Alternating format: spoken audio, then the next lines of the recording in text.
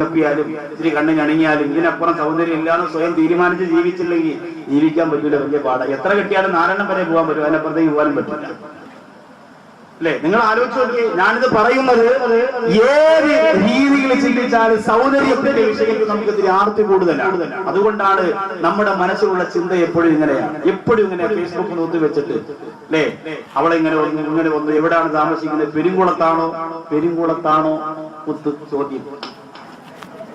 അപ്പൊ മറുപടി അതേ തിരിച്ച് അതേന്ന് പറഞ്ഞിട്ട് ഇങ്ങനെ ഒരു അടി പെരുങ്കുളത്ത് ഇവിടെ ഇബ്രാഹിംകട കടയുടെ താഴെ അവിടെയാണ് എന്റെ ഹൗസ്. 3-ാം ക്ലാസ്സിന് ആരുമില്ല തോറ്റനെ ഔച്ച്. എന്നിട്ട് എഴുതി ഒപ്പിട്ട് വീണ്ടും അങ്ങോട്ട് അയക്കാൻ. ഇങ്ങനെ അങ്ങോട്ടും കൈമാറി ഒന്ന് കാണണമല്ലോ. കാണാൻ വേണ്ടി ചെല്ലുക. മണമാക്ക് ജംഗ്ഷനിൽ വരാൻ പറഞ്ഞു. 15 ബാറ്ററി എന്ന ടോർച്ചിട്ട് അടിച്ചു നോക്കിയാൽ ഇവിടെ കാണാൻ പറ്റുന്നില്ല. ആ രീതിയിലാണ്. ഓറഞ്ചിന്റെ നിറമായിരുന്നു ഫേസ്ബുക്കിൽ, പക്ഷെ മാറി. വിചാരം നോക്കിയത് കൊണ്ടല്ല, നിറം ഒറിജിനൽ അങ്ങനെ തന്നെയാ. എന്റെ സഹോദരങ്ങളെ, ഇങ്ങനെ ചിന്തിക്കാൻ എനിക്ക് സമയമുണ്ടല്ലോ. എങ്ങനെ പണം ഉണ്ടാക്കണം ചിന്തിക്കൂലേ?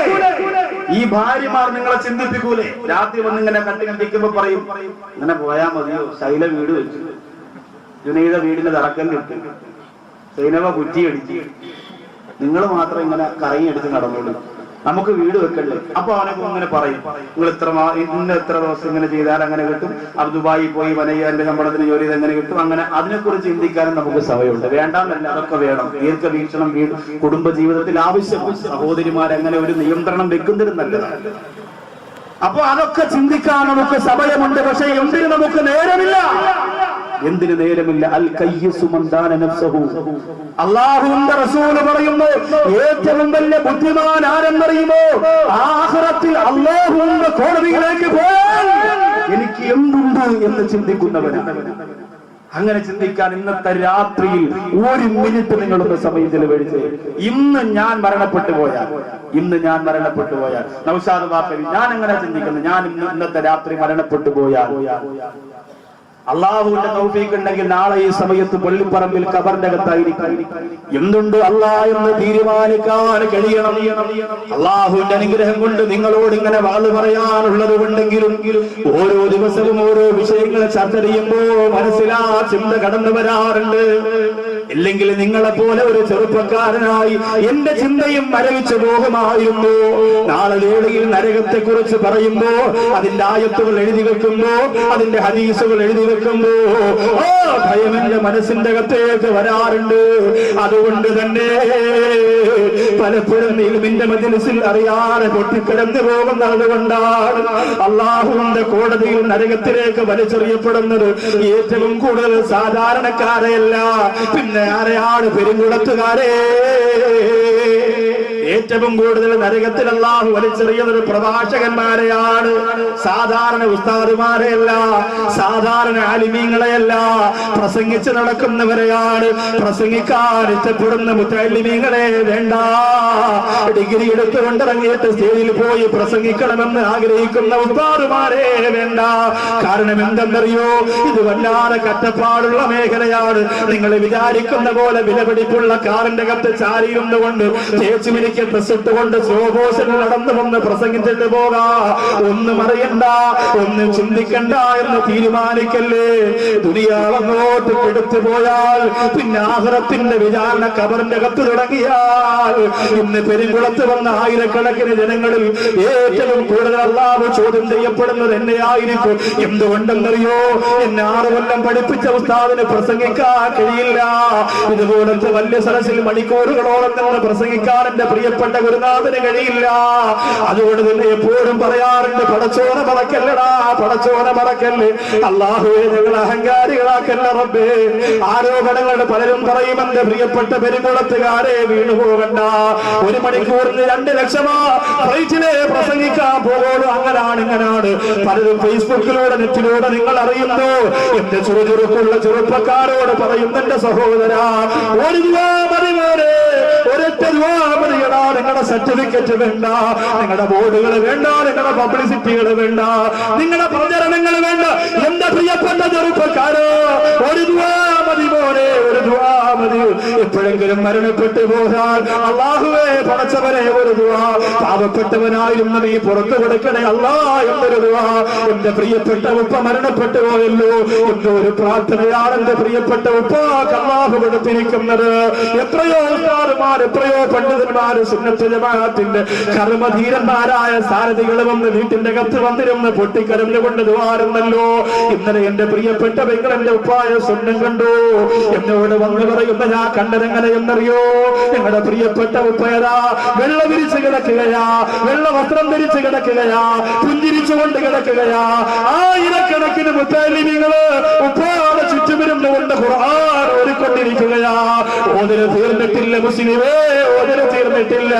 എന്തുകൊണ്ടാ? ഇൽമിന്റെ ബന്ധമാ ചെറുപ്പക്കാരോ, ഇൽമിന്റെ ബന്ധമാ പ്രിയപ്പെട്ട ചെറുപ്പക്കാരാ. എന്റെ മുമ്പിലിരിക്കുന്ന ഉപ്പമാര്, ഉമ്മമാര് ഒരു നിമിഷമൊന്ന് ചിന്തിച്ചു നോക്കുക. നീ മരണപ്പെട്ടു പോയാൽ നിന്റെ പ്രിയപ്പെട്ട മക്കൾ നിനക്ക് വേണ്ടി എന്താ ചെയ്യുന്നതുപ്പാ? അവര് നീ ഏത് രീതിയിലാ വളർത്തിക്കൊണ്ടുവന്നതുപ്പാ? ഗാനമേള നടത്താന്, സർക്കസ് നടത്താന്, പൂരപ്പുറത്തിൽ ആട്ടം കളിക്കാറ് പ്രിയപ്പെട്ട മക്കളെ പറഞ്ഞു വിട്ട വാപ്പാ. പെരുന്നാളെന്തെന്നാ മക്കളുടെ വിരൽത്തുണ്ട് പിടിച്ചുകൊണ്ട് ഹറാമിന്റെ കൂത്തരങ്ങുകൾ കാണാ. ബീച്ചിലും പാർക്കിലും കറങ്ങി നടന്നുകൊണ്ട് 7 വയസ്സുള്ള, 9 വയസ്സുള്ള, 11 വയസ്സുള്ള, 15 വയസ്സുള്ള മക്കളുടെ മനസ്സിലേക്ക് ഹറാമ് കുത്തി നിറച്ചു പോലെ ഉണ്ടോ? നീ മരണപ്പെട്ടു പോയാൽ ഒരു ദുആ നിനക്ക് കിട്ടോ? എന്റെ ഉമ്മാക്ക് പുറത്തു കൊടുക്കണേ അല്ലാ എന്ന ഒരു ദുആ നിനക്ക് കിട്ടോ? അതുകൊണ്ട് ഈ രാത്രി ചിന്തിക്കുക. ലഹും ഖുലൂബുല്ല യഫ്ഖഹൂന ബിഹാ. അല്ലാഹു തന്ന ഹൃദയം കൊണ്ട് നല്ലത് ചിന്തിക്കാത്തവരാണ്. എപ്പോഴും നിങ്ങൾ ചിന്തിക്കണം സഹോദര, നമ്മൾ ഇന്നും മരണപ്പെട്ട നമുക്ക് എന്താണുള്ളത്? ഒരു കാര്യം ഞാൻ പറയുന്നു, ഇഖ്ലാസോട് കൂടിയാണ് നിങ്ങൾ ഈ സദസ്സിൽ വന്ന് നിന്നും ഇരുന്നും ഈ പ്രസംഗം കേട്ടതെങ്കിൽ ഈ മണിക്കൂറുകൾ നിങ്ങൾക്ക് എന്തായാലും കബറിന്റെ അകത്ത് ഉപയോഗമാണ്. ഒരു സംശയം ആ കാര്യത്തിൽ വേണ്ട. നല്ല മനസ്സോടുകൂടി എന്റെ സഹോദരിമാരൊക്കെ തീരുമാനിക്കും, സഹോദരിമാരൊക്കെ തീരുമാനിക്കും. നമുക്ക് നാളെ, ഇന്ന് മരണപ്പെട്ടു പോയ നാളെ നമ്മുടെ ആഖിറത്തിൽ, നമ്മുടെ കബറിൽ നമുക്ക് എന്തുണ്ടെന്ന് ചിന്തിക്കണം. നമ്മുടെ മനസ്സിനെ അടർത്തിയെടുത്ത് മണ്ണിൽ കൊണ്ട് വെക്കുമ്പോഴാണ് അതിന്റെ ഗൗരവം നമുക്ക് മനസ്സിലാക്കാൻ പറ്റുക. അല്ലാഹു തആല ഈമാനോടുകൂടി ജീവിച്ച് അതേ ഈമാനിൽ മരണപ്പെട്ട് കബറിന്റെ അകത്ത് സ്വർഗം പണിയാനുള്ള മഹാഭാഗ്യം അല്ലാഹു നമുക്ക് തരുമാറാകട്ടെ. ഇൻഷാ അല്ലാഹ് ദുആ ഉൾപ്പെടെ 10 കാലാകുമ്പോൾ നമുക്ക് പിരിയണം. രണ്ടാമത്, അല്ലാഹുവിന്റെ ഖുർആൻ പറയുന്ന ഹൃദയം എന്ന് പറയുന്നത് ആ ഹൃദയം കൊണ്ട് നല്ലത് ചിന്തിക്കാത്തവരാണ് നരകം അവർക്ക് ഉറപ്പാണ്. രണ്ടാമത് അല്ലാഹുവിന്റെ റസൂൽ പറയും, അല്ലാഹുവിന്റെ ഖുർആൻ പറയുകയാ വലഹും അയ്യുല്ലാ യുബ്സിറൂന ബിഹാ. അവർക്ക് അല്ലാഹു കണ്ണുകളെ കൊടുത്തിട്ടുണ്ട്, അതുകൊണ്ട് നല്ലത് കാണുകയില്ല. കണ്ണുകളെ കൊടുത്തിട്ടുണ്ട്, നല്ലത് കാണുകയില്ല. കുലുസിന്റെ കിലുക്കം കേട്ടാൽ വണ്ടി എപ്പോഴും നിർത്തിയിട്ട് നോക്കും അല്ലേ? ചില ചെറുപ്പക്കാർ ബൈക്ക് ഓടിക്കുമ്പോൾ ക്യാമ്പസിന്റെ മുമ്പ് ചെല്ലുമ്പോഴാണ് ലൈറ്റ് ഇട്ട് കാണിക്കുക. വണ്ടി പുതിയ ഹോൺ അടിയിൽ വെച്ചിട്ടുണ്ട്, ഫിറ്റ് ചെയ്ത്. പ്രത്യേക എയർ ഹോണാണ്. സ്ത്രീകളെ കാണുമ്പോൾ മാത്രം പാപ്പമാർക്ക് മാറാൻ വേണ്ടി ആന അമർന്ന പോലെ കീന്ന് മാത്രം. സുന്ദരികൾ നോക്കാൻ വേണ്ടി പ്രത്യേക ലൈറ്റ്, പ്രത്യേക ഹാണും ഒക്കെ ഫിറ്റ് ചെയ്തിട്ടുണ്ട്. എത്രയോ എത്രയോ ചെറുപ്പക്കാർ. നോട്ടം ഹറാമല്ലേ? ഹറാമായ നോട്ടമാണ് പിന്നെ പല ബന്ധങ്ങളിലേക്ക് എത്തിക്കുന്നത്. നമ്മളെ കണ്ണുകളെ നല്ലത് കാണിക്കാൻ വേണ്ടി നമുക്ക് ചിലവഴിച്ചൂടെ? 4 കാര്യങ്ങളിലേക്ക് നോക്കുന്ന കണ്ണുകൾക്ക് അല്ലാഹു നന്മ നിറച്ചു കൊടുക്കുമെന്നാണ്. 4 കാര്യങ്ങളിലേക്ക് നോക്കിയിരിക്കുന്ന കണ്ണുകൾക്ക് അല്ലാഹു നന്മ നിറച്ചു കൊടുക്കും. ഒന്നാമത്തെ കാര്യമേതാ? സഹോദരിമാരെ, സഹോദരങ്ങളെ, യുവാക്കൾക്ക് വേണ്ടി വടിവെട്ടി തെളിക്കുന്ന വേദിയിൽ യുവാക്കളെ ഇതിലെ എന്ന് വിളിച്ചുകൊണ്ട് നിങ്ങൾക്ക് വഴി കാണിച്ചു തരുമ്പോൾ ഈ 4 കാര്യങ്ങളിലേക്ക് നോക്കാറ് ഞാൻ ഉറങ്ങൂല അല്ലാ എന്നെന്റെ ചെറുപ്പക്കാര് തീരുമാനമെടുക്കുക. അല്ലാഹുവിന്റെ റസൂല് പഠിപ്പിക്കുകയാ. ഒന്നാമത്തത് ഇലൽ കഅബാ, അല്ലാഹുവിന്റെ കഅബാലയമാണ് പരിശുദ്ധ മക്ക. ആ മക്കയിലേക്ക് നോക്കിക്കൊണ്ടിരുന്നാൽ, കഅബയിലേക്ക് നോക്കിക്കൊണ്ടിരുന്നാൽ, അല്ലാഹുവേ നിങ്ങൾക്ക് പോകാനുള്ള തൗഫീഖ് തരണേ അല്ലാ, പോകാനുള്ള മഹാഭാഗ്യം തരണേ അല്ലാ. മക്ക കാണാൻ മദീന കാണാ കൊതിയില്ലേ ഉമ്മമാരെ? ആഗ്രഹമില്ലേ ഉപ്പമാരെ? ചെറുപ്പക്കാരാ പോകണം. എത്രയോ ചെറുപ്പക്കാര് ഞാൻ ഉംറയ്ക്ക് പോയപ്പോ മക്കയുടെ പരിസരത്ത് ജോലി ചെയ്യുന്ന 14ഓളം ചെറുപ്പക്കാര് വന്ന് വയനാട്ടിലുള്ളവരുണ്ട്, കോഴിക്കോടുള്ളവരുണ്ട്, കണ്ണൂരുള്ളവരുണ്ട്. ഉസ്താദേ വേറെ ആരുമില്ലാതെ നിങ്ങളോടൊപ്പം ഒരു ഉംറ ചെയ്യാനുള്ള കൊതിയാണ്. കാസറ്റുകൾ വീട്ടിലുണ്ട്, വണ്ടികളുണ്ട്, റൂമിലുണ്ട്. 14 ചെറുപ്പക്കാര് വന്നു. സഫാ മറുവയ്ക്കിടയിലെ സൈ കഴിഞ്ഞിട്ട് മറുവയുടെ ഭാഗത്ത് നിന്നൊരു ദുആ ഉണ്ട്. ആ ദുആ ചെയ്യുന്ന സമയത്ത് 14 ചെറുപ്പക്കാര് പൊട്ടിക്കിടന്നുകൊണ്ട് പറഞ്ഞു, ഉസ്താദേ എല്ലാ മാസവും നിങ്ങൾ ഉംറയ്ക്ക് വരാറുണ്ട്. അള്ളാഹു ഞങ്ങൾക്ക് ദാരിദ്ര്യവും കഷ്ടപ്പാടും തന്നാലും മക്ക എന്ന് പറയുന്ന ഈ പുണ്യഗേഹത്തിലേക്ക്, കൈമാലയത്തിലേക്ക് നോക്കിക്കൊണ്ടിരിക്കുമ്പോൾ എല്ലാ സങ്കടവും നമ്മൾ മറന്നു പോകുകയാ, എല്ലാ അമ്പലവും നമ്മൾ മറന്നു പോകുകയാ. നീയത്ത് വെക്കണം ചെറുപ്പക്കാരാ, മക്ക കാണാൻ മദീന കാണാൻ നീയത്ത് വെക്കുക. വള്ളക്കടവിലെ പാവപ്പെട്ട 10 സഹോദരങ്ങളെ സഹോദരിമാര് ഉംറ ചെയ്യാൻ അവർക്ക് നിർബന്ധമില്ല, ഹജ്ജ് ചെയ്യാൻ അവർക്ക് നിർബന്ധമില്ല, കഞ്ഞി കുടിക്കാൻ പോലും വകയില്ല. പക്ഷെ അവിടെ മനസ്സിൽ വല്ലാത്ത കൊതിയാണ് മക്ക കാരണം മദീന കാരണം. 8 പേരെ കൊണ്ടുപോകാൻ ആളായിട്ടുണ്ട്, 8 പേരെ കൊണ്ടുപോകാൻ ആളായിട്ടുണ്ട്. ഞാൻ കൊണ്ടുപോകാം ഒരാള്, ഞാൻ കൊണ്ടുപോകാം ഒരാള്, ഞാൻ കൊണ്ടുപോകാം ഒരാള്. 10 പേരെ നെയ്യത്ത് ചെയ്ത് ഞാൻ മനസ്സിൽ പാവപ്പെട്ടവരല്ലേ. മക്കയെ കുറിച്ച് മദീനയെ കുറിച്ച് വള്ളക്കടവ് പള്ളിയിലൂടെ പ്രസംഗിക്കുന്നു, ആ പള്ളിയുടെ മിനാരത്തിലൂടെ പുറത്ത് കേൾക്കുന്നു. വെള്ളിയാഴ്ച ലൈവായി ചാനലുകളിൽ ആ പ്രസംഗം കേട്ടുകൊണ്ടിരിക്കുമ്പോ പ്രിയപ്പെട്ട ഉമ്മമാര് പൊട്ടിക്കരന്നുകൊണ്ട് ഞങ്ങൾക്ക് പോണ്ടേ മദീനത്ത് മക്കത്തെന്ന് കൊതിക്കുമ്പോ അങ്ങനെയുള്ള ഉമ്മമാർക്ക് ഒരു അവസരം കൊടുത്തതാണ് 10 പേർക്ക്. അല്ലാഹു കബൂൽ ചെയ്യുമാറാകട്ടെ. പെരുങ്കുളത്തുകാരെ പൊട്ടിക്കരഞ്ഞുകൊണ്ട് പടച്ചോനോട് ദ്വാരക്കുക, മക്ക കാണാതെ മദീന കാണാതെ മരിപ്പിക്കല്ലേ അല്ലാ. കഅബയെ കണ്ടുകൊണ്ടിരിക്കുന്നത് പുണ്യമാണ്, നോക്കിയാൽ റഹ്മത്താണ്, അടുത്ത് ചെന്നിരുന്ന റഹ്മത്താണ്, തൊട്ടാൽ റഹ്മത്താണ്, ഓടിക്കിടക്കുന്ന പ്രതിഫലമാണ് അല്ലാഹു മക്കയൊന്ന് കണ്ടുവരുമ്പോൾ ഒരു മനുഷ്യന് കൊടുക്കുന്നത്. അതൊരിക്കലും നിസ്സാരമല്ല, അതൊരിക്കലും ചെറുതല്ല. അല്ലാഹുവിന്റെ റസൂൽ രണ്ടാമത് പറയുന്നത് എവിടെ നോക്കുമ്പോഴാണ് പുണ്യമെന്നറിയോ? ഇലൽ ഖുർആൻ, ഇലൽ ഖുർആൻ. ഖുർആനിലേക്ക് നിങ്ങളൊന്ന് നോക്കിക്കൊണ്ടിരിക്കുക, അല്ലാഹുവിന്റെ ഖുർആനിലേക്ക് നിങ്ങളൊന്ന് നോക്കിക്കൊണ്ടിരിക്കുക. അതിന് വല്ലാത്ത പുണ്യമാണ് പെണ്ണേ. 27-ാം രാവിലെ ഓരയിട്ട് ചന്ദനത്തിരിയെടുത്ത് മടക്കി അടയാളം വെച്ച ഖുർആൻ അടുത്ത റമളാൻ എല്ലാവരും നോക്കൂലാന്ന് തീരുമാനിച്ച പെണ്ണേ. ഇന്ന് നിങ്ങൾക്ക് ഞാൻ സൂറത്ത് തൗബയിൽ ഒരായത്ത് പറഞ്ഞു തരാ പോരാ. വീട്ടിൽ പോയിട്ട് ഒലൂടപ്പെട്ട ആയത്ത് കണ്ടുപിടിക്കുക, അത് അടയാളപ്പെടുത്തുക. എല്ലാ ദിവസവും ഒരു 3 പ്രാവശ്യമെങ്കിലും നിത്യമായിട്ട് അത് ഓരാ തീരുമാനിക്കുക.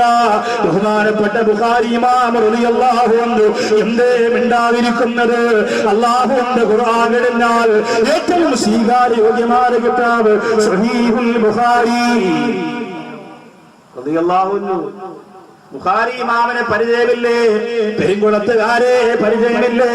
നിങ്ങളുടെ പരിസരത്തൊരു സ്ഥാപനമുണ്ടല്ലോ, ദാറുൽ ഇർശാദ്.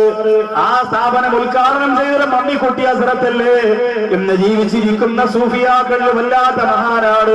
അള്ളാഹു ദീർഘായുസ് കൊടുക്കട്ടെ, അള്ളാഹു ആഫിയത്ത് കൊടുക്കട്ടെ, അള്ളാഹു വിഷമങ്ങളെ മാറ്റി കൊടുക്കട്ടെ. ശബ്ദമടഞ്ഞ് തൊണ്ടയടഞ്ഞ് സംസാരിക്കാൻ കഴിയാതെ ഈ വിനീതൻ വല്ലാതെ വിഷമിച്ചിരുന്ന 3 മാസ കാലയളവില് മന്നാനിയ അറബി കോളേജിൽ മമ്മിക്കുട്ടി ഹസ്രത്ത് വന്നം നടന്നപ്പോൾ ഓടിച്ചെല്ലുകയാണ് കാണാൻ. മുസാഫഹത്ത് ചെയ്തു. എല്ലാ ദിവസവും അസ്ർ കഴിഞ്ഞിട്ട് കൈ തൊണ്ടയിൽ വെച്ചുകൊണ്ട് ഓതാൻ ഒരു ആയത്ത് പറഞ്ഞു. 23 ദിവസം ഓതാൻ പറഞ്ഞു. 23 ദിവസം ഓതാൻ പറഞ്ഞു. എങ്ങനെയാണെങ്കിലും അതിനൊരു തീരുമാനം വരുമെന്ന് പറഞ്ഞു. 23 ദിവസം സംസാരിക്കാൻ കഴിഞ്ഞില്ല, ഒരക്ഷരം മിണ്ടാൻ കഴിഞ്ഞില്ല, വീട്ടിനകത്ത് ഇങ്ങനെ ഇരുന്നു. 23 ദിവസം ഓടാൻ പറഞ്ഞു. 23ന്റെ അന്നായിരുന്നു ഓപ്പറേഷൻ. കറക്റ്റ് ആ ദിവസം ഓടി തീർന്നപ്പോ അന്നായിരുന്നു കൊണ്ടയിൽ ഓപ്പറേഷൻ നടന്നത്. അവരൊക്കെ വലിയ വലിയ മഹത്തുക്കളാണ്. ചില മഹാന്മാരൊക്കെ ഒന്നും പഠിക്കുന്നു വേണ്ട, ഒന്നും ചോദിക്കാൻ വേണ്ട, അവരത് ചെയ്തോളാം പറഞ്ഞാൽ ചെയ്തോളാം, അപ്പോഴേ രക്ഷപ്പെടും. അള്ളാഹു ഗുരുനാഥന്മാരുടെ ഗുരുത്വം നമുക്ക് തരുമാറാകട്ടെ. അദ്ദേഹം ഏറ്റവും അധികം ഇഷ്ടപ്പെടുന്ന ഒരു പുണ്യകർമ്മമാണ് ഖത്മുൽ ബുഖാരി. ബുഖാരി എന്ന് പറയുന്ന ഹദീസിന്റെ കിതാബ് ആദ്യം മുതൽ അവസാനം വരെ പാരായണം ചെയ്ത് തീർന്ന് പ്രസംഗിച്ചൊരു ദുആ. അത് മന്നാനി അറബി കോളേജിൽ ഇപ്പോൾ സ്ഥിരം നടക്കുന്നുണ്ട്. ഇപ്പോ പട്ടിക്കാട് ബഹുമാനപ്പെട്ട ആലിക്കുട്ടി ഉസ്താദിനെ കണ്ടപ്പോൾ ആലിക്കുട്ടി ഉസ്താദിന്റെ ദർസൊക്കെ ഭയങ്കര സംഭവമാണ്. ആലിക്കുട്ടി ഉസ്താദിന്റെ അടുത്തൊക്കെ പോയി ദർസിന് പോയി ഇരുന്ന് നോക്കിയാലല്ലോ സുബ്ഹാനല്ലാഹ്. കിതാബ് എടുത്ത് മുമ്പ് വെച്ചിട്ട് ബഹുമാനപ്പെട്ടവർ ഇങ്ങനെ പറഞ്ഞ് നെയ്സറി കുട്ടികളെ പഠിപ്പിക്കുന്ന പോലെ 20-25 വയസ്സുള്ള ഫൈസാബാദിലെ പട്ടിക്കാട് പഠിക്കുന്ന പ്രിയപ്പെട്ട കുട്ടികളെ പഠിപ്പിക്കും. കൃത്യമായിട്ട് ഓരോ വാക്കുകൾ അദ്ദേഹം പറയുന്നു. ഓരോ ബുഖാരി പഠിപ്പിച്ചു തീരുമ്പോഴും ഇത് ചെയ്യുന്ന ദുആയൊക്കെ അല്ലാഹ് സ്വീകരിച്ചിട്ടുണ്ട് എന്ന്. അത്രയ്ക്ക് ശ്രേഷ്ഠമായ കിതാബാണ് ബഹുമാനപ്പെട്ട ഇമാമുന ബുഖാരി. അല്ലാഹു ഈ തർബീയത്തിന്റെ പുണ്യം കൊണ്ട് നമ്മുടെ ഇന്നത്തെ ദുആ അല്ലാഹു സ്വീകരിക്കട്ടെ. നമുക്കൊന്നും അത് ഓതി തീരാനുള്ള യോഗ്യതയില്ല സഹോദരങ്ങൾ. കോളേജിലൊക്കെ പോയാൽ ഒരു കൊല്ലം കൊണ്ട് ഡിഗ്രി എടുത്ത് ഇറങ്ങി ജീവിക്കണം എന്ന് പറഞ്ഞ ആഗ്രഹം കൊണ്ട് പോകുമ്പോൾ ഇതൊന്നും ആദ്യം മുതൽ അവസാനം വരെ ഓതാനൊന്നും ആരും നിൽക്കൂല. വലിയ കിതാബല്ലേ. ആ ബഹുമാനപ്പെട്ട കിതാബ് എഴുതിയ ബുഖാരി ഇമാമിന്റെ ഉസ്താദ് മരണപ്പെടുന്ന സമയത്ത് തന്റെ പ്രിയപ്പെട്ട ശിഷ്യഗണങ്ങളോട് പറയുകയാ, ഒന്നുമില്ലാതെ എന്റെ മയ്യത്ത് കിടക്കുന്ന റൂമിലേക്ക് ഒരാൾ പോലും കടന്നു വരാ പാടില്ല. ഒന്നുമില്ലാതെ എന്റെ മയ്യത്ത് കിടക്കുന്ന റൂമിലേക്ക് ഒരാൾ പോലും കടന്നു വരാ പാടില്ല. ശിഷ്യന്മാര് ചോദിക്കുന്ന ബഹുമാനപ്പെട്ടവരെ എന്തേ കാരണം? ഒന്നുമില്ലാതെ പള്ളിയിലേക്ക് വരെ കിടക്കാമല്ലോ, ഒന്നുമില്ലാതെ അങ്ങയുടെ മയ്യത്ത് കിടക്കുന്ന റൂമിൽ കിടക്കാ പാടില്ലെന്ന് പറയാ കാരണമെന്ത്?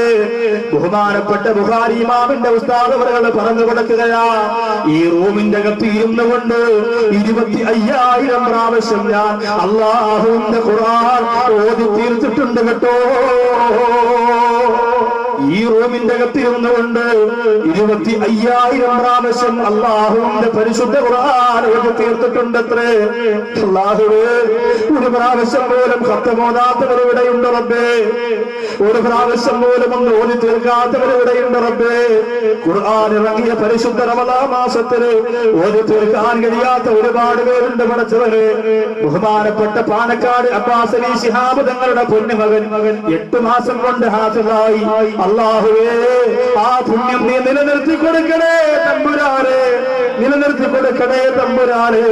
8 മാസം കൊണ്ട് അബ്ബാസ് അലി ശിഹാബ് തങ്ങളുടെ പൊന്നുമകൻ ഹാഫിളായിരിക്കുകയാണ്. കൊതിയില്ലേ സഹോദരങ്ങളെ, കൊതിയില്ലേ? ഇവിടെ പരിസരത്തൊരു അൽ ഖുർആൻ ഉണ്ടല്ലോ, ഒരുപാട് കുഞ്ഞുമക്കൾ പഠിക്കുന്നുണ്ടല്ലോ. ആ സ്ഥാപനത്തിന് അല്ലാഹു ഐശ്വര്യം ചൊരിഞ്ഞു കൊടുക്കുമാറാകട്ടെ. എനിക്ക് എല്ലാ സ്ഥാപനങ്ങളോടും ഇഷ്ടമാണ്, എനിക്കൊന്നിനോടും വെറുപ്പില്ല. വളരട്ടെ, ഉയരട്ടെ, തൊപ്പിയിട്ട താടി വെച്ച തറയിൽ കെട്ടുകെട്ടിയ വെള്ളവസ്ത്രം ധരിച്ച ഇസ്ലാമിന്റെ മക്കളെ വളർന്നു കൊണ്ടിരിക്കട്ടെ. സുബ്ഹാനല്ലാഹ്, നമ്മുടെ മക്കൾക്ക് അങ്ങനെ ഒരു ഭാഗ്യം അല്ലാഹു കൊടുത്തിട്ടുണ്ടോ മാതാപിതാക്കളെ? 25,000 പ്രാവശ്യം ഒരു റൂമിന്റെ അകത്തിരുന്ന് ഖുർആൻ ഓതി തീർത്തു അത്രേ. അതുകൊണ്ട് ഒന്നുമില്ലാതെ കിടക്കല്ലേ, ഒന്നുമില്ലാതെ കിടക്കല്ലേ എന്ന് പൊട്ടിക്കരന്നുകൊണ്ട് പറയുകയാണ്. ഖുർആനിലേക്ക് നോക്കിയാൽ, ഖുർആനിലേക്ക് നോക്കിയാൽ അല്ലാഹു പടച്ചറമ്പുരാ നിങ്ങളുടെ കണ്ണിന് നന്മ തരുന്നതാണ്. മൂന്നാമത് എവിടേക്കാണ് നോക്കാൻ അല്ലാഹു റസൂൽ പറയുന്നതെന്നറിയോ? മൂന്നാമത് എവിടേക്കാണ് നോക്കാൻ പടച്ചോൻ റസൂൽ പറയുന്നതെന്നറിയോ? ഈ മാതാപിതാക്കളുടെ മുഖത്തേക്കാണ്. ഉമ്മയുടെ മുഖത്തേക്ക് നോക്കാൻ അറപ്പ് കാണിക്കുന്ന ചെറുപ്പക്കാരാ, വാപ്പാടെ മുഖത്തേക്ക് നോക്കാൻ അറപ്പ് കാണിക്കുന്ന ചെറുപ്പക്കാരാ. മാതാപിതാക്കളുടെ മുഖത്തേക്ക് നോക്കിയാൽ അല്ലാഹു നിനക്ക് പുണ്യം തരുന്നതാണ്. ഉമ്മയുടെ മുഖത്തേക്ക് നോക്കിക്കൊണ്ടിരുന്നോ, ഉപ്പയുടെ മുഖത്തേക്ക് നോക്കിക്കൊണ്ടിരുന്നാൽ അല്ലാഹു നിനക്ക് നന്മ തരുന്നതാ സഹോദരങ്ങളെ. അല്ലാഹു നമ്മുടെ ഉമ്മാടെ പുറത്ത് കീഴിലെ തൊട്ട് കാത്തിരക്ഷിക്കട്ടെ. പെരുന്നാൾ നമ്മൾ ഉമ്മാരെടുത്ത് പോയിരുന്നു കൊണ്ട് ഭക്ഷണം കഴിച്ചോ ചെറുപ്പക്കാരെ? ഉമ്മാരെടുത്തിരുന്ന് പെരുന്നാളിന്റെ അന്ന് ചോറ് കഴിച്ച മക്കളൊന്ന് കൈവയ്ക്കേ. അല്ലാഹു ഈ കരങ്ങളെ മാതാപിതാക്കളോടൊപ്പം ഹൗദുൽ കൗസറിലേക്ക് വിളിച്ചു കൊണ്ടുപോകാനുള്ള ഭാഗ്യം അല്ലാഹു കൊടുക്കുമാറാകട്ടെ. എത്രയോ ഉമ്മമാര് വീട്ടിന്റെ അകത്തിരുന്ന് കരഞ്ഞിട്ടുണ്ടെന്നറിയോ? റമളാനിൽ ഒരുപാട് പരിപാടികൾക്ക് പലരും വിളിക്കുമെങ്കിലും ഒരു പ്രോഗ്രാം മാത്രം എടുക്കാറുള്ളൂ ഓരോ ജില്ലയിൽ. ഈ വർഷം മലപ്പുറം ജില്ല ചങ്ങരംകുളത്തായി. അല്ലാഹുവെ, അവിടെ നോമ്പ് തുറക്കാൻ വേണ്ടി ഒരു വീട്ടിൽ കൊണ്ടുപോയി വിഭവസമൃദ്ധമായ ഭക്ഷണമൊക്കെ റെഡിയാക്കി വെച്ചു. നോമ്പ് തുറക്കാൻ വേണ്ടി ചെന്നിരുന്നു. ആ സഹോദരനോട് ഞാൻ ചോദിച്ചു, അവിടുത്തെ മതപ്രസംഗത്തിന്റെ സംഘാടകയിൽ പ്രധാനപ്പെട്ടയാളാണ്. ഞാൻ ചോദിച്ചു, ഉമ്മായും ഉപ്പായും പ്രായത്തല്ലേ? അത് ഇവിടെ ഉപ്പ മാത്രമേ ഉള്ളൂ. നമ്മുടെ ഉമ്മായും പിന്നെ ജ്യേഷ്ഠനും 2 സഹോദരിമാരും അപ്പുറത്തെ വീട്ടിലാണ്. ഞാൻ പറഞ്ഞു, അവരിവിടെ വന്നില്ലേ? അവര് വരില്ല, അവര് പിണക്കോ. ഇത്രയും ആള്, നാട്ടിലുള്ള ഇത്രയും ആള്, ഞാൻ ഉൾപ്പെടെ, എന്റെ കൂടെ വന്ന ഉസ്താദുമാര്, എന്റെ ജ്യേഷ്ഠൻ ഉൾപ്പെടെയുള്ളവരൊക്കെ അന്നുണ്ടായിരുന്നു, എല്ലാവരും ഉണ്ടായിരുന്നു അവിടെ. അപ്പൊ ആ വലിയ സദസ്സിൽ എന്തുകൊണ്ട് അവരെ വിളിക്കുന്നില്ല എന്ന് ചോദിച്ചപ്പോൾ പറയാം, അത് 12 കൊല്ലം കൊണ്ട് പിണക്കത്തില്ല. വാപ്പായും ഉമ്മായും ജ്യേഷ്ഠനും 2 സഹോദരിമാരും ഒരു വീട്ടിൽ, അതിന്റെ ഇപ്പുറത്ത് വാപ്പായും ഒരു മോനും വേറൊരു വീട്ടിൽ മാറി താമസിക്കുക. അടുത്തടുത്ത് വീടാ, കണ്ടാൻ മിണ്ടൂല, നോക്കൂല, പിണക്കമാണ്. അടുത്തടുത്ത് വീട്, മതില് പോലും ഇല്ല സഹോദരൻ. അള്ളാഹു നമ്മയൊക്കെ കാത്തിരിശിക്കുമാറാകട്ടെ. ഞാൻ പറഞ്ഞു, നോമ്പ് തുറക്കാൻ പോകുന്നത് കൊണ്ട് ഈ കാരയ്ക്ക മാത്രം ഞാനിപ്പോ കഴിക്കുന്നു. ഞാനിവിടെ വന്നത് പറയാൻ പറഞ്ഞയാളാണ്. പക്ഷേ നിന്റെ വീട്ടിൽ നിന്ന് ഭക്ഷണം കഴിക്കൽ എനിക്ക് ഇന്ന് ഹറാമാ, ഞാൻ കഴിക്കൂല. കാരണം എന്താണെന്നറിയോ? നിന്റെ പ്രിയപ്പെട്ട ഉമ്മ, നിന്നെ പ്രസവിച്ച ഉമ്മ നിന്നോട് പിണങ്ങി അപ്പുറത്ത് കഴിയുമ്പോൾ ഞാൻ നാട് നന്നാക്കാൻ വേണ്ടി വാതു പറയാൻ വന്നിട്ട് നിന്റെ വീട്ടിൽ നീ ചാപ്പാട് കഴിച്ചുകൊണ്ട് പോയാൽ എനിക്ക് ആ ചാപ്പാട് ശരിയാവും. ഞാൻ പറഞ്ഞു, എനിക്ക് ഉമ്മായെ കാണും. അപ്പോ ഈ പ്രിയപ്പെട്ട പിതാവിനോട് ഞാൻ പറഞ്ഞു, നിങ്ങളും പിന്നെ മോനും ഇവിടെ നിൽക്കണം, അപ്പുറത്ത് ഉമ്മായെ കണ്ടിട്ട് വരാം. അപ്പുറത്തെ വീട്ടിലേക്ക് ചെന്നു. സുബ്ഹാനല്ലാഹ്, ആ വീട്ടിൽ നിന്ന് ഉമ്മയെ കാണട്ടെ എന്ന് പറഞ്ഞു ഉമ്മായെ വിളിച്ചപ്പോൾ ഇറങ്ങി വന്ന ഉമ്മായെ നിങ്ങളൊന്ന് കാണണം. 12 കൊല്ലമായി പിണങ്ങിയിരിക്കുന്ന പ്രിയപ്പെട്ട ഉമ്മ, എന്റെ സഹോദരങ്ങളെ, മക്കളെ നോക്കി, മക്കളെ വളർത്തി, നടു കൂനിപ്പോയി. പ്രായം ചെന്ന ഉമ്മയാ, കണ്ണുകുഴിയിലേക്ക് വീണുപോയി, തലയിൽ തട്ടമെല്ലാം വിട്ടു. എന്റെ മുമ്പ് വന്നിട്ട് പറയുന്നു, സാറേ, എന്റെ മക്കൾ ഒന്നാവുന്നത് കണ്ടിട്ട് എനിക്ക് മരിക്കണം, എന്റെ ഭർത്താവിന്റെ പൊരുത്തത്തോടുകൂടി എനിക്ക് മരിക്കണം. എന്റെ മക്കൾ എന്നെ അതിനനുവദിക്കുന്നില്ല. 5 മിനിറ്റ് സംസാരിച്ചുകൊണ്ട് എന്റെ സഹോദരങ്ങളെ, ആ ബന്ധത്തെ ഞാൻ കൂട്ടിയിണക്കിയപ്പോൾ ആ നാട്ടുകാര് മൊത്തവും കരഞ്ഞു. അവര് പറഞ്ഞു, ഇന്നിവിടെ മതപ്രസംഗം നടത്തിയില്ലെങ്കിലും ഞങ്ങൾ വിജയിച്ചു കഴിഞ്ഞു. അതിന്റെ മെയിൻ സംഘാടകനാണ്. ആ പ്രിയപ്പെട്ട ഭർത്താവിന്റെ മുന്നിലേക്ക് അപ്പുറത്തെ വീട്ടിൽ നിന്ന് പ്രായം ചെന്ന ഉമ്മയെ വിരൽ തുമ്പ് പിടിച്ച് ഞാൻ കൊണ്ടിറങ്ങി വന്നു. സഹോദരിമാരും മക്കളും വന്നു. കൂടെ വന്ന് എന്റെ കസേരയുടെ തൊട്ടടുത്തവർ 2 പേര് ഇരുത്തി. ഭർത്താവിനെ കണ്ടതും ഈ ഉമ്മാമ കയറി ഒറ്റ കെട്ടിപ്പിടുത്തുവാ. എന്റെ പ്രിയപ്പെട്ട മുമ്പിൽ ഇരുന്ന ചെറുപ്പക്കാരൊക്കെ ഫോട്ടോ എടുത്തിട്ട് കരഞ്ഞുകൊണ്ട് പറഞ്ഞു, സാറേ, ഇത് ഞങ്ങൾ കേരളത്തിലുള്ള ജനങ്ങളെ അറിയിക്കാൻ പോവാ. 12 കൊല്ലം കൊണ്ട് പിണങ്ങിക്കഴിഞ്ഞ ആ കുടുംബം ചേർന്ന് പോയി. ആ ഉപ്പയും ഉമ്മയും ഒരുപാട് നേരം കെട്ടിപ്പിടിച്ചിട്ട് പൊട്ടിക്കരഞ്ഞിട്ട് പറഞ്ഞു, ഈ റമദാൻ കഴിഞ്ഞാൽ ഇനി ഞങ്ങൾക്ക് മരിക്കണം, അടുത്ത റമദാൻ വരെ ജീവിച്ചിരിക്കണം, മതിയില്ല എന്ന് പറഞ്ഞ് ആ കുടുംബം ചേർന്ന് ഇണങ്ങിപ്പോണെങ്കിൽ പെരുങ്കുളത്തുള്ളവരെ, നിന്റെ പ്രിയപ്പെട്ട ഉമ്മ വീട്ടിനകത്തിരുന്നു കൊണ്ട് പൊട്ടിക്കരയുകയാണെങ്കിൽ എന്റെ ചെറുപ്പക്കാര്, 100 കണക്കിന് പെൺമക്കൾക്ക് നിങ്ങൾ ഭർത്താക്കന്മാരെ കൊണ്ട് കൊടുത്താല്, 1000കണക്കിന് പള്ളികൾ വെച്ചാല്, എത്ര ഭീതി വിപ്ലവം നിങ്ങൾ നടത്തിയാൽ അല്ലാഹുവിന്റെ മുന്നിൽ ഒരു സെക്കൻഡ് പോലും സ്വീകരിക്കപ്പെടുകയില്ല. അത് ഉറപ്പുള്ള കാര്യമാണ്. ഉമ്മ നിങ്ങൾ അടിച്ചാലും ഇടിച്ചാലും ഉപദ്രവിച്ചാലും ശകാരിച്ചാലും ചീത്ത വിളിച്ചാലും കുറ്റപ്പെടുത്തിയാലും അള്ളാഹു കാത്തിരക്ഷിക്കുമാറാകട്ടെ. അള്ളാഹു കാത്തിരക്ഷിക്കുമാറാകട്ടെ. എന്റെ പ്രിയപ്പെട്ട സഹോദരിമാരെ, നിങ്ങളും ഒരു ഉമ്മയാണ്. പുതിയ ഒരു ഭർത്താവിനെ കിട്ടുമ്പോ, പുതിയൊരു കുടുംബം കിട്ടുമ്പോ നിങ്ങൾ മറന്നു പോകാൻ പാടില്ല. ജീവിത വിശുദ്ധിയെ നിങ്ങൾ കളങ്കപ്പെടുത്താൻ പാടില്ല. മാതാപിതാക്കളുടെ മുഖത്തേക്ക് നോക്കിക്കൊണ്ടിരുന്നാൽ, മാതാപിതാക്കളുടെ ഭൂമുഖത്തേക്ക് നോക്കിക്കൊണ്ടിരുന്നാൽ അള്ളാഹു റഹ്മത്ത് തരുന്നതാണ്. അള്ളാഹുവേ, ആ ഉമ്മയുടെയും ഉപ്പയുടെയും പൊരുത്തം ഞങ്ങൾക്ക് തരണേ അല്ലാ. ഇന്ന് ബദറിന്റെ ദിനത്തിൽ അല്ലാഹുവിന്റെ റസൂൽ ചൊല്ലിയ മനോഹരമായ ദിക്ർ ചൊല്ലിയിട്ട് 33 പ്രാവശ്യം ദിക്ർ ചൊല്ലി 11 സ്വലാത്ത് ചൊല്ലി ദുആ മജ്‌ലിസ് ഇവിടെ നടത്തുമ്പോ ആ ദുആയിൽ പ്രത്യേകമായും നമുക്ക് നമ്മുടെ കുടുംബത്തെ കുറിച്ച് പറയുമ്പോ ആദ്യം പറയേണ്ടത് ഉമ്മ, രണ്ടാമത് പറയേണ്ടത് ഉപ്പ, പിന്നെയാണ് നമ്മുടെ മക്കള്. അല്ലാഹുവേ, മാതാപിതാക്കളുടെ പൊരുത്തം ഞങ്ങൾക്ക് തരണേ അല്ലാ. ഉമ്മയുടെയും ഉപ്പയുടെയും പൊരുത്തം ഞങ്ങൾക്ക് തരണം. ഞാൻ ഒരു 2 മിനിറ്റ് ഒരു സ്വതക്ക ചോദിക്കണം. 4ാമത്തെ കാര്യം പറയുന്നതിന് മുമ്പ് നിർത്തുന്നില്ല. 2 മിനിറ്റ് വേഗം എഴുന്നേറ്റ് പറയണം. ആർക്കെങ്കിലും അള്ളാഹു ഭാഗ്യം ചെയ്തവരുണ്ടെങ്കിൽ പറവറ എഴുന്നേക്കും. അല്ലാത്തവരെ കുറിച്ച് ഞാൻ ചർച്ച ചെയ്യുന്നില്ല. മനസ്സിൽ തോന്നിയത് എഴുന്നേക്കണം. 11,111 രൂപ വലിയ തുകയാണെന്ന് നിങ്ങൾ പറയും, വലിയ തുകയാണെന്ന് നിങ്ങൾ പറയും. പക്ഷെ അത് ചെറിയ, ഇപ്പോ എന്റെ കുഞ്ഞുമോന്റെ കൈ ഇത് പിന്നെ സ്റ്റിച്ച് ഇടാൻ കൊണ്ടുപോയി എത്ര വാങ്ങി വെച്ച് ചിലപ്പോ 20,000 ആവും, ചിലപ്പോ 15,000 ആവും, ചിലപ്പോ 10,000. ഒരു സെക്കൻഡ് മതി. ഇതുപോലെ നമ്മുടെ ശരീരത്തിൽ എന്തെങ്കിലും വൈകല്യങ്ങൾ, പ്രശ്നങ്ങൾ അല്ലാഹു തന്നാൽ നാം ഒരുക്കി കൂട്ടി വെച്ചിരിക്കുന്നതൊക്കെ കഴിയുകയാണ്. പെട്ടെന്ന് പറയണം, ഭാഗ്യമുള്ളവർ, അല്ലാഹു തിരഞ്ഞെടുത്തവർ. ഒരു കാര്യം ഞാൻ പറയുകയാണ്, ഇന്ന് ആ ദിക്ർ 33 പ്രാവശ്യം ചൊല്ലി 11 സലാത്ത് ചൊല്ലി ഇവിടെ ദുആരക്കുമ്പോ നാളെ വെള്ളിയാഴ്ച രാവ് പ്രത്യേക ദുആ മജ്ലിസ് വേളി മുസ്ലിം ജമാഅത്തിന്റെ തിരുമുറ്റത്ത് നരകത്തെ കുറിച്ച് പറഞ്ഞ് ദുആരക്കുമ്പോ അത് കഴിഞ്ഞ് ഇൻഷാ അല്ലാഹ് ഓരോ മജ്ലിസിലും ദുആ ചെയ്യുമ്പോൾ ഓർമ്മിക്കും എന്ന ഒരു ഉറപ്പോട് കൂടി ചോദിക്കുകയാണ്. ആവേശത്തിൽ നിയ്യത്ത് വേറെ ആർക്കുമല്ല, ഉമ്മാക്കും ഉപ്പാക്കും മക്കൾക്കും നിങ്ങൾക്ക് വേണ്ടി. കുലൂ തക്ബീർ, കുലൂ തക്ബീർ. ആദ്യമായിട്ടൊരു സഹോദരൻ എഴുന്നേറ്റു. 11,111 രൂപ. സല്ലല്ലാഹു അലാ മുഹമ്മദ് സല്ലല്ലാഹു അലൈഹി വസല്ലം. അല്ലാഹുവേ, സമയക്കുറവാണ്, ഒരാളെയും നിർബന്ധിച്ചിട്ടില്ല, ഒരാളെയും നിർബന്ധിച്ചിട്ടില്ല. പടച്ചവനെ ആമീൻ പറയുക. ആ എഴുന്നേറ്റുന്ന പ്രിയപ്പെട്ട സഹോദരന്റെ ഉമ്മാടെ പൊരുത്തം നീ കൊടുക്കണേ അല്ലാ. സ്വന്തം ശരീരത്തിന് വേണ്ടി സദഖ ചെയ്തതല്ല, എന്റെ ഉമ്മാക്ക് വേണ്ടി, എന്റെ ഉപ്പാക്ക് വേണ്ടി, എന്റെ മക്കൾക്ക് വേണ്ടി എന്ന നിയ്യത്താണ്, എന്റെ ഭാര്യക്ക് വേണ്ടി എന്ന നിയ്യത്താണ്. അല്ലാഹുവേ, നീ സ്വീകരിക്കണേ അല്ലാ. കുടുംബത്തിന് വേണ്ടി കഷ്ടപ്പെടുന്നവരാണ്, മാതാപിതാക്കൾക്ക് വേണ്ടി ജീവിക്കുന്നവരാണ്, മക്കൾക്ക് വേണ്ടി ഓടുന്നതുകൊണ്ട് പ്രയാസത്തോടെ പണിയെടുക്കുന്നവരാണ്. അല്ലാഹുവേ, സുരക്ഷയിൽ അവർക്ക് ഒരു നഷ്ടവും നീ കൊടുക്കില്ല അല്ലാ, ഒരു കഷ്ടപ്പാടും നീ കൊടുക്കില്ല അല്ലാ. മാരക രോഗം കൊടുത്ത് പരീക്ഷിക്കല്ലേ അല്ലാ, ഇടങ്ങേറിലാക്കല്ലേ അല്ലാ, അപകട മരണം കൊടുക്കല്ലേ അല്ലാ. ഇന്ന് ദുആ ചെയ്യുന്ന പ്രധാനമായും അവർക്ക് വേണ്ടി ദുആരക്കാൻ തൗഫീഖ് തരണേ അല്ലാ. എല്ലാ മജ്ലിസിലും ദുആ ാനുള്ള മനസ്സ് നൽകണേ അല്ലാഹ്. കുലൂ തക്ബീർ, കുലൂ തക്ബീർ, കുലൂ തക്ബീർ. സല്ലല്ലാഹു അലാ മുഹമ്മദ് സല്ലല്ലാഹു അലൈഹി വസല്ലം. അല്ലാഹുവേ, ഞാൻ ഒരുപാട് വിശ്വസിക്കുന്ന വിശ്വസ്തരാണ്, ചെറുപ്പക്കാരാണ് ഈ പരിപാടി വെച്ചിരിക്കുന്നതല്ല. ഒരു നാണയത്തൊട്ട് പോലും അവരെ പാഴിക്കളയിലും ഉറപ്പാണ് റബ്ബേ. 10,111 11,111 രൂപ എന്റെ ഉമ്മാക്ക് വേണ്ടി, എന്റെ ഉപ്പാക്ക് വേണ്ടി, എന്റെ ഭാര്യക്ക് വേണ്ടി, എന്റെ മക്കൾക്ക് വേണ്ടി എന്ന് നിയ്യത്ത് ചെയ്ത സഹോദരന്റെ കുടുംബത്തിൽ നിന്ന് മരണപ്പെട്ടു പോയവിടെ ഖബറിലേക്ക് നീ എത്തിച്ചു കൊടുക്കണേ അല്ലാ.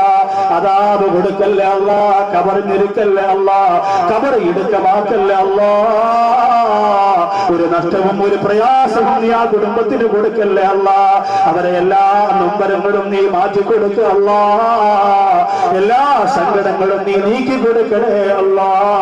ഇത് പറയാൻ ആർക്ക് മനസ്സ് വരുന്നുവോ അവരെ നീ ഇഷ്ടപ്പെടണേ തമ്പുരാനെ. അവർക്ക് ദീർഘായുസ് കൊടുക്കണേ അല്ലാ.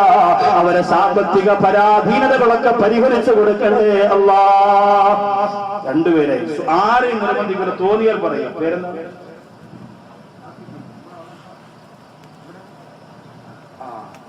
അർഷുദ്ദീൻ എന്ന പ്രിയപ്പെട്ട സഹോദരൻ അലങ്കോടനെ ഇവിടെ ഈ മുക്കിൽ അൽഹംദുലില്ലാഹ്. അർഷുദ്ദീൻ, കുലൂ തക്ബീർ. ദുആ കിട്ടുന്നതാണ്, അല്ലാഹു തീരുമാനിച്ചവരാണ്. ഒരാളെയും നിർബന്ധിക്കുന്നില്ല, ഒരാളെയും പ്രസ് ചെയ്യുന്നില്ല. തോന്നിയാൽ എഴുന്നേറ്റ് നിൽക്കുക, മനസ്സ് വന്നാൽ എഴുന്നേറ്റ് പറയുക എന്നതല്ലാതെ. കാരണം ഇത് അല്ലാഹു തീരുമാനിക്കുന്നതാണ്. സാധുവാക്കൾക്ക് ഇടപെടാൻ കഴിയില്ല. ഉമ്മാടെ പൊരുത്തത്തിന് വേണ്ടി, വാപ്പാടെ പൊരുത്തത്തിന് വേണ്ടി ചെയ്യുന്ന ഏറ്റവും വലിയ സ്വതക്കയായിട്ട് റബ്ബേ സ്വീകരിക്കണേ അല്ലാ. അർശുദ്ദീൻ എന്ന പ്രിയപ്പെട്ട സഹോദരന്റെ ഈമാൻ നിലനിർത്തി കൊടുക്കണേ അല്ലാ. ഉമ്മയോടുള്ള, ഉപ്പയോടുള്ള, കുടുംബത്തോടുള്ളതിന്റെ പ്രിയപ്പെട്ട താല്പര്യം പണം ചിലവഴിച്ചുകൊണ്ട് ചെയ്യുന്ന പ്രിയപ്പെട്ട സഹോദരന് ദീർഘായുസ് കൊടുക്കണേ അല്ലാ. എല്ലാവരും ആമീൻ പറയുക. അല്ലാഹുവേ, അപകടം കൊടുക്കല്ല അല്ലാ, ദുരന്തം കൊടുക്കല്ല അല്ലാ, ദുരിതം കൊടുക്കല്ല അല്ലാ. കരുണക്കടലായ രാജസയ്യിദായ അല്ലാഹുവേ, അർശുദ്ദീൻ എന്ന പ്രിയപ്പെട്ട സഹോദരന്റെ കുടുംബത്തിൽ പല മുസീബത്തുകൾ കൊടുക്കല്ല അല്ലാ, ദുരിതങ്ങളൊന്നും കൊടുക്കല്ല അല്ലാ. ആ സഹോദരൻ നീ സുരക്ക മാറ്റിവെച്ചതിന്റെ ബറക്കത്ത് കൊണ്ട് സർവ്വ ഐശ്വര്യങ്ങളും നീ ചൊരിഞ്ഞു കൊടുക്കണേ അല്ലാ. 3 പേരായി. ഇനി ആരെങ്കിലും ഉണ്ടോ? ആ പുറകിൽ ആരെങ്കിലും ഉണ്ടോ? സംഘാടകൻ അങ്ങോട്ട് ചെന്ന് ആരെങ്കിലും ഉണ്ട്? നിർബന്ധമൊന്നുമില്ല കേട്ടോ. നല്ല മനസ്സോടുകൂടി ഞാനുണ്ട് എന്ന് നല്ല ഒരാളോടെ ഉണ്ട്. വേഗം ചെന്ന് നല്ല താല്പര്യത്തോടുകൂടി പറയാം. ഒരാളെ പ്രസ് ചെയ്യാതെ, ഒരാളെ നിർബന്ധിക്കാതെ സ്വയം തോന്നിയിട്ട് പറയണം. അതാണ് ആ സുരക്ഷയ്ക്കാണ് അൽഹംദുലില്ലാഹ് ശ്രദ്ധ കൂടുതൽ. സഹോദരിമാരോട് ഞാനിപ്പോ ഇതിന് പകരം നിങ്ങളോട് സ്വർണം ചോദിക്കുന്നുണ്ട്. ഒരു സഹോദരി ഒരു സ്വർണ്ണം മുതൽ കൊടുത്തയച്ചു. നിർബന്ധം ആർക്കും ഇല്ലാന്ന് ഇപ്പോഴും ഞാൻ പറയാം. നിങ്ങൾക്ക് തോന്നണം അല്ലാഹു നമുക്ക് ചെയ്ത ഭാഗ്യം. ആദ്യമായിട്ട് നമ്മുടെ കാതിൽ കമ്മലിട്ട് തന്ന നമ്മുടെ പ്രിയപ്പെട്ട ഉമ്മ, ആദ്യമായിട്ട് നമുക്ക് വളയിട്ട് തന്ന നമ്മുടെ പ്രിയപ്പെട്ട ഉമ്മ, ആദ്യമായിട്ട് നമുക്ക് കുടിച്ചിട്ട് തന്ന നമ്മുടെ പ്രിയപ്പെട്ട ഉമ്മ. ആ ഉമ്മയുടെ ഖബറിലേക്ക്, ആ ഉമ്മയുടെ പരലോക വിജയത്തിന് വേണ്ടി ആ ഉമ്മാടെ രോഗം മാറാൻ വേണ്ടി, ആ ഉമ്മാക്ക് ആരോഗ്യത്തിന് വേണ്ടി, ആ ഉമ്മാക്ക് ദീർഘായുസിന് വേണ്ടി നമ്മെ വഴക്ക് പറഞ്ഞിരിക്കാം, നമ്മളെ സഹായിച്ചിരിക്കാം, ഒക്കെ ചെയ്തിരിക്കാം. അതൊക്കെ നമ്മൾ മറക്കുക. ഈ മജ്ലിസ് വിട്ടുപുറത്ത് മാപ്പാക്കി കൊടുക്കുന്ന മജ്ലിസാണ്. അതുകൊണ്ട് എല്ലാവരും വേണ്ടി സമർപ്പിച്ച എന്റെ ഉമ്മാക്ക് എന്റെ ഏറ്റവും ഇഷ്ടപ്പെട്ട സ്വർഗം, ഉമ്മാക്ക് സ്വർഗം കിട്ടാൻ, ഉമ്മാടെ പൊരുത്തം കിട്ടാൻ വേണ്ടി കൊടുക്കുന്നു എന്ന് പറഞ്ഞിട്ട് സ്ത്രീകൾക്ക് കൊടുത്തേക്കാം. അള്ളാഹു അനുഗ്രഹിക്കുമാറാകട്ടെ. ആരാണ് അവിടെ പറഞ്ഞ പുറകിൽ? അത് ഇതുവരെ അന്ന് പറഞ്ഞല്ലോ ആരും പേര് നിസാർ അല്ലേ? സല്ലല്ലാഹു അലാ മുഹമ്മദ് സല്ലല്ലാഹു അലൈഹി വസല്ലം. അല്ലാഹുവേ, നാലാമത്തെ ആളാണ് നിസാർ എന്ന സഹോദരൻ. കരുണക്കടലാലെ പടച്ചവനെ ആ സഹോദരനെ അനുഗ്രഹിക്കണേ അല്ലാഹ്, ദീർഘായുസ് കൊടുക്കണേ അല്ലാഹ്, രോഗശാന്തി കൊടുക്കണേ അല്ലാഹ്. ആ സഹോദരന്റെ മാതാപിതാക്കളുടെ പൊരുത്തം കൊടുക്കണേ അല്ലാഹ്, അവർക്ക് സ്വർഗം കൊടുക്കണേ അല്ലാഹ്, അവർക്ക് രോഗശാന്തി കൊടുക്കണേ അല്ലാഹ്. കരുണക്കടലായ രാജസയ്യിദാന പടച്ചവനെ ആ മാതാപിതാക്കളുടെ ശാപമാ സഹോദരന് കൊടുക്കല്ല അല്ലാഹ്. റഹ്മാനായ പടച്ചവന് സംഘാടകരുടെ എല്ലാവരും അവസാനം കുറെ കാശെടുത്ത് വെച്ചിട്ട് ഈ നാട്ടിലെ അർഹതപ്പെട്ട പാവപ്പെട്ടവർക്ക് അത് മാറ്റിവെക്കുമ്പോ അതിന്റെ നേട്ടമാനുസാറെന്ന സഹോദരന് കുടുംബത്തിനും നീ നിലനിർത്തി കൊടുക്കണേ അല്ലാഹ്. ആർക്ക് തോന്നിയാലും പറയാം. ഞാൻ നിർബന്ധിക്കാത്തത് സ്വയം തോന്നിയിട്ട് അൽഹംദുലില്ലാ മാതാപിതാക്കളോടുള്ള കടമയും കർത്തവ്യവുമായതുകൊണ്ട് അതിൽ വീഴ്ച വേണ്ടല്ലോ എന്ന് മനസ്സിലാക്കിയിട്ട് ഞാൻ പറയാത്തത് അൽഹംദുലില്ലാ. ഈ നാട്ടിലെ പാവപ്പെട്ട ഒരു ദീനിയായ പെൺകുട്ടിയുടെ മംഗല്യത്തിന് 1 പവൻ സ്വർണം ഷൈൻ ഷാനവാസ് കുളമുട്ടം ഷമീം മനസ്സിൽ പെരുങ്കുളം അൽഹംദുലില്ലാ 1 പവൻ സ്വർണം ആ പെൺകുട്ടിയുടെ കല്യാണത്തിന് വേണ്ടി കൊടുക്കാമെന്ന് പറഞ്ഞിരിക്കുകയാണ്. നിങ്ങൾക്കറിയാലോ, ആലുവ മണപ്പുറത്ത് കഴിഞ്ഞ പ്രാവശ്യം 100-ലധികം സ്വർണം പവൻ കൊടുക്കാമെന്ന് പറഞ്ഞു. ഇപ്രാവശ്യം അതിന്റെ 2ാമത് വാർഷിക പരിപാടി നടത്തുന്നുണ്ട് അവിടെ. അപ്പോ ചെറിയങ്കീടിൽ നിന്ന് പണ്ടകശാല ജമാഅത്തിൽപ്പെട്ട ഒരു സഹോദരൻ അവിടെ വന്നിട്ട് 1 പവൻ സ്വർണം അന്ന് സ്റ്റേജിൽ കയറി വന്ന് പറഞ്ഞു. ഈ പരിശുദ്ധ റമളാൻ മാസത്തിന് മുമ്പ് ആ സഹോദരൻ അന്ന് സ്റ്റേജിൽ വന്ന് നിയ്യത്ത് ചെയ്ത ആഗ്രഹം അല്ലാഹു നടത്തി കൊടുത്തു. മുത്തുനബി മുഹമ്മദ് മുസ്തഫ സല്ലല്ലാഹു അലൈഹി വസല്ലമ തങ്ങളെ സ്വപ്നം കാണാനുള്ള തൗഫീഖ് അല്ലാഹു കൊടുത്തു. അല്ലാഹു നമുക്കും ആ ഭാഗ്യം തരുമാറാകട്ടെ. അതൊക്കെ ചില മജ്ലിസിൽ അല്ലാഹു കൊടുക്കുന്ന വലിയ വലിയ പ്രത്യേകതകളാണ്. അതിലൊന്നും നമുക്ക് കൈകടത്താൻ അവകാശമില്ല. ഷൈൻ എന്ന് പറയുന്ന ഈ പ്രിയപ്പെട്ട സഹോദരൻ അൽഹംദുലില്ലാ, ഷൈൻ ഷാനവാസ് എന്നല്ലേ, 1 പവൻ സ്വർണം ആ പെൺകുട്ടിയുടെ നിക്കാഹിന് വേണ്ടി കൊടുക്കാമെന്ന് പറഞ്ഞിരിക്കുകയാണ്. സല്ലല്ലാഹു അലാ മുഹമ്മദ് സല്ലല്ലാഹു അലൈഹി വസല്ലം. അല്ലാഹുവേ, എല്ലാവരും ആമീൻ പറയുക. കരുണക്കടലാലെ പടച്ചവനെ 1 പവന്റെ സ്വർണമാ പെൺകുട്ടിയുടെ നിക്കാഹിന് കൊടുക്കാമെന്ന് പറഞ്ഞ ആ സഹോദരന്റെ കുടുംബത്തെ അനുഗ്രഹിക്കുക അല്ലാഹ്. എല്ലാ വിഷമങ്ങളും നീ മാറ്റിക്കൊടുക്കുക അല്ലാഹ്. സാമ്പത്തികം അധികരിപ്പിച്ചു കൊടുക്കണേ റബ്ബേ. ദാരിദ്ര്യം കൊടുക്കല്ലേ അല്ലാഹ്. ഒരു കഷ്ടപ്പാടും നഷ്ടവും നീ കൊടുക്കല്ലേ അല്ലാഹ്. അല്ലാഹുവേ, ആ കുടുംബത്തിന് സർവ്വവിധ അനുഗ്രഹങ്ങളും നീ ചൊരിഞ്ഞു കൊടുക്കണേ അല്ലാഹ്. സാധുവായ ഒരു കുടുംബത്തിൽ 1 പവൻ സ്വർണം ഉണ്ടാക്കാൻ അത്ര കഷ്ടപ്പെടണം പടച്ചവനെ. അല്ലാഹുവേ, ഒരു പെൺകുട്ടിയുടെ ആവശ്യത്തിന് വേണ്ടി കിട്ടി 1 പവന്റെ സ്വർണം മാറ്റിവെച്ച ആ സഹോദരന്റെ കുടുംബത്തിൽ എല്ലാവിധ അനുഗ്രഹങ്ങളും ചൊരിഞ്ഞു കൊടുക്കണേ അല്ലാഹ്. എന്ത് ബിസിനസ്സാണോ, എന്ത് കച്ചവടമാണോ, എന്ത് സാമ്പത്തിക അഭിവൃദ്ധിയുടെ മാർഗമാണോ അത് നീ വളർത്തി കൊടുക്കണേ അല്ലാഹ്, തുറന്നു കൊടുക്കണേ അല്ലാഹ്. സ്ത്രീയുടെ ഭാഗത്തുനിന്ന് ചെന്ന് ഏതെങ്കിലും സഹോദരി